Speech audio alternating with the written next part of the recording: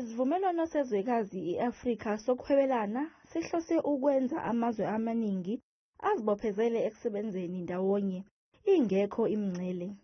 We're going to be looking at it from a development perspective and also an investment perspective today. How can the narratives that we create about the continent actually drive more investment and not thinking about the continent, in sort of the old tropes and stereotypes?